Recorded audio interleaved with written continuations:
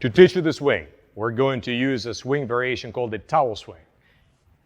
There are two reasons to do it. One is it's a killer for your grip, so very important for a grappler. But another reason is it amplifies your mistakes. It amplifies your mistakes so much that very quickly you're going to learn how to swing correctly. What does correctly mean? Correctly means ballistically. A swing is not just like a deadlift. It's very much, the motion of the hips is very much like the deadlift, but the action is ballistic. What's the difference between a ballistic and non-ballistic movement? A non-ballistic movement is something like a jet airplane. It keeps driving itself. A ballistic action is a bullet that's been shot out of a gun or a stone that has been thrown. Ballistics is a study of objects in motion that have been launched. So the same thing. In the deadlift, we'll lift the bell. In the swing, we'll launch the bell. So here's how we're going to learn it. You're going to choke a towel through the handle of a kettlebell, and it should be a small kettlebell because it's going to feel much heavier than it looks due to the greater length.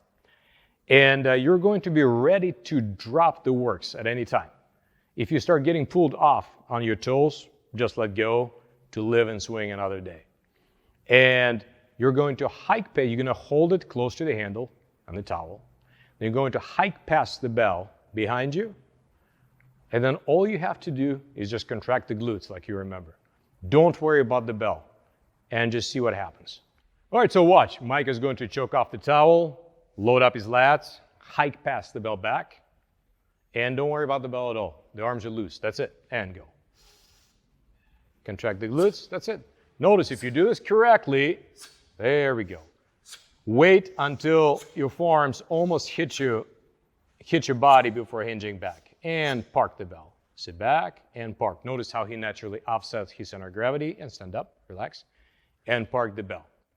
So I'm going to draw your attention to several things that he's doing correctly.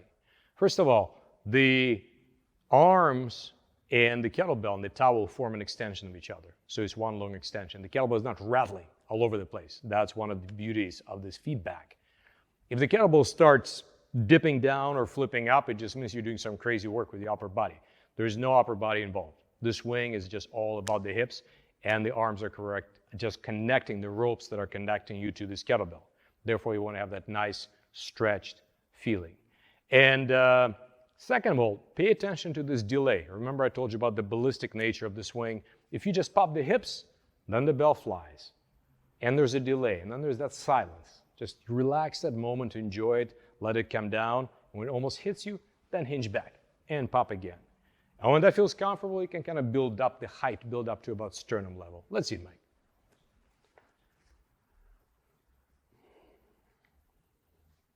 Take a breath. Very good. So notice he's waiting until his arms almost hit him into the body. So he's playing chicken with a kettlebell. He's not hinging any sooner. And notice now he's going a little higher, very comfortable. The arms are loose, and park.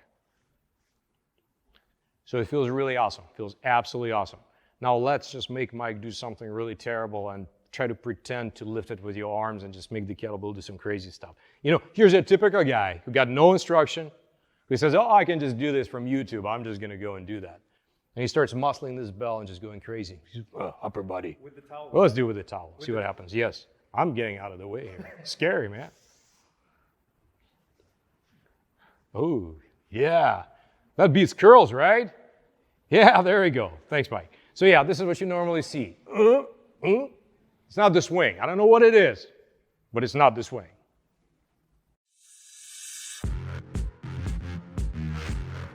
The two-arm swing. Mike's stance is the typical swing stance, which is a little bit wider than the shoulders, toes comfortably turned out. He stands behind the bell. The reason you do it because you got to hike past that bell. You don't start from the beginning, from the middle, like the deadlift. You start from the front and throw it back. He's going to demonstrate 5 swings to us, and we're going to talk about it. Please, Mike.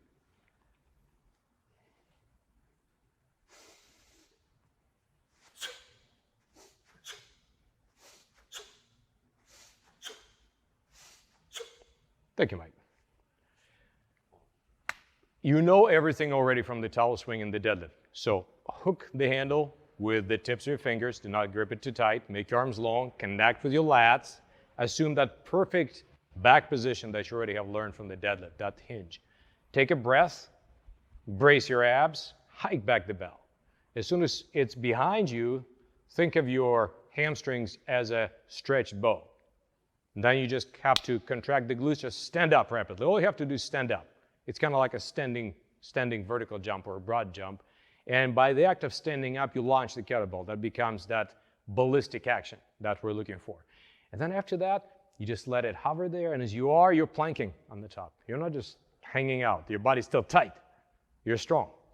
Then you wait till it almost hits you. You're going to start playing chicken with it. You're going to launch it again. Let's hit 5 more, please, Mike.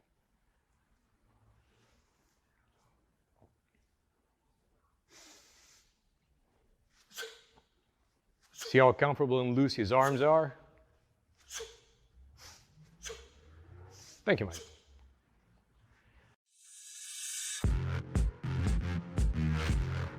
The one-arm swing, facing the operator.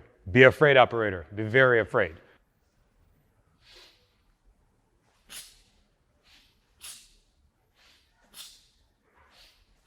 Thank you, John. That's the one-arm swing. With every rep, the kettlebell just wants to pull you out of whack. See, that's the idea of training in those disorderly settings we're talking about. Build that three-dimensional strength. And also, of course, build the grip. So this is what's going to happen to you on the top. Just envision this. John, please assume the top of the swing stands. So this is what the kettlebell is going to try to make him do. He's going to try to fold him over or spin him like this. See? And his job is not to let this happen. So he's going to do it right now. He's going to squeeze his cheeks, square up. See how he's packing his shoulder? His abs are tight. So that's the position. That's what he does. Thank you, John. So this is what you have to do on the top of the one-arm swing. So remember, you're trying to keep yourself squared. The bell keeps trying to get you off center, but you're going to try to keep it squared.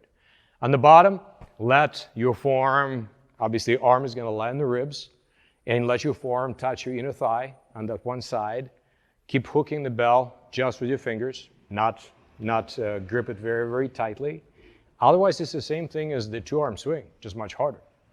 But there is room in your training for both types of swings because the one-arm swing recruits muscles so much stronger. We've tested these things in the lab and things like your glute medius and your lats and other muscles, they just go crazy lighting up because of that asymmetrical loading, how the belt just doesn't want to cooperate. But on the other hand, the two-arm swing allows you to use heavier weights and allows you to be more explosive. So both exercises should belong in your training. So do both. And now, the hand-to-hand swing. Even though it is not a part of the training program in this video, it will teach you some very valuable lessons. John, please demonstrate.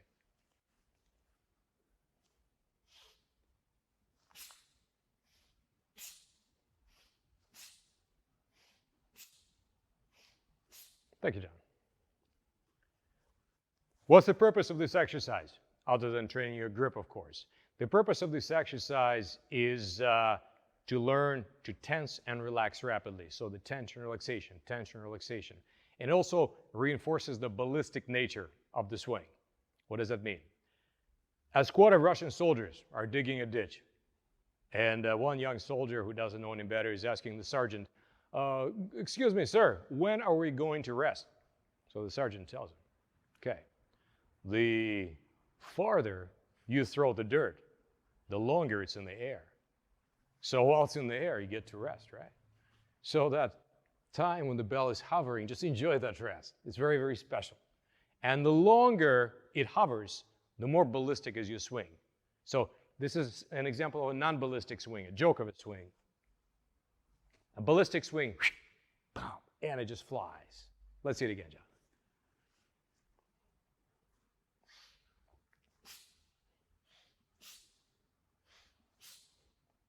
And park.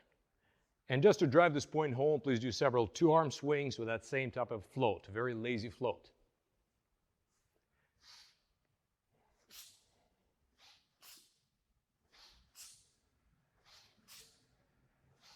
Thank you, John. So do not confuse power and cadence. In our system of training, we always use very high power. Swings have to be powerful. But cadence, how many reps you do per second, there are some circumstances when it has to be high, but most of the time, no. So one powerful shot, let it hang out there for a while. Enjoy.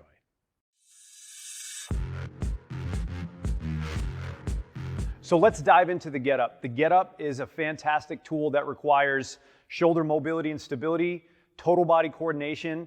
It can act as a strength tool, but it can also act as a warm-up. But we're going to teach you the Get Up without a kettlebell first. We call it a naked Get Up, and that is a body weight Get Up, not with the clothes off. And then we're going to teach you how to do it with a shoe to give you some feedback.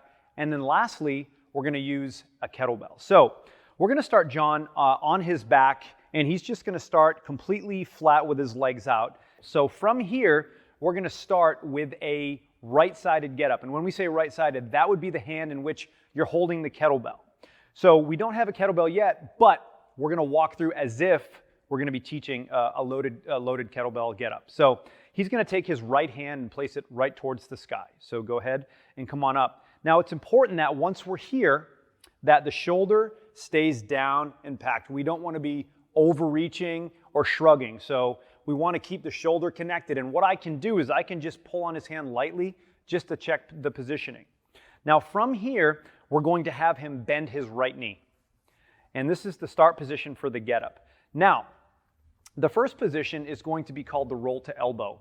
And essentially what we're going to do is he's going to use his right leg as a driver to help him roll up onto his left elbow. Now, when we do that, it's very important that this doesn't become a glorified crunch. We don't want our shoulders to crunch towards our hips, because when that happens, first of all, the leg's going to pop up and it's just not a smooth movement. So when he rolls to the elbow, he's going to drive with his leg. He's going to roll onto the left side of his hip and get right to this position. And this is the roll to elbow. Now, a couple things we want to focus on here.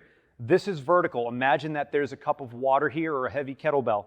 We want to maintain vertical for the duration of the drill. Also, the positioning of his elbow in relationship to his shoulder. We want his elbow directly underneath his shoulder. Everybody talks about the importance of holding the kettlebell, but the bottom arm is actually loaded with a percentage of his body weight. So it's very important that we stay stacked here, but we also stay stacked in that position. So we're going to have you come back down, and we're just going to let's do 3 roll to elbows, okay? So he's going to roll up, and then again, we're vertical here, and his elbow's directly underneath his shoulder. And we'll come back down, and you'll notice he's rolling onto his side a little bit, and he's coming back down. That's what we're looking for. So once he goes to the roll to elbow, now we're going to go to the elbow to the post position. So he's going to take his hand, he's going to place it onto the ground, and he's going to drive his hand into the mat, and he's going to rotate his fingers just a little bit backwards. Now, everyone is going to look different here. If you have very, very long arms, your hand's going to be further away from your body. If you have shorter arms, it's going to be closer. But we need to make sure that he's nice and stable at this position, because as we go through the next transition into the low sweep, we need to be nice and stable. So I'm going to keep you here for 1 second. I'm going to come back down to the elbow, and we're going to practice that little transition. We're going to basically corkscrew his hand into the mat, and he's going to drive his hand into the mat and be nice and stable through here. So you'll notice that little rotation of the hand is super important for health of the shoulder, but also for stability. Come back down one more time, bud. And then he's going to go right up to the post. Now, as he gets to the post position, he's going to have a little bit more of a vertical torso. We want to make sure that we're nice and vertical here. So we want to be solid here in vertical and solid through the post position. Now we're going to go to the sweep position, or the low sweep. So John is going to bring his leg underneath him, and he's going to land. Now we're going to talk about a couple different angles here. Now, you're going to see that there's pretty much a straight line from John's wrist to his knee to his foot. That's what we're looking for. Wrist, knee, and foot. And then he's also in this open right angle position, approximately 90 degrees. And that's what we're looking for. Now, at this position, you can always change a few things. So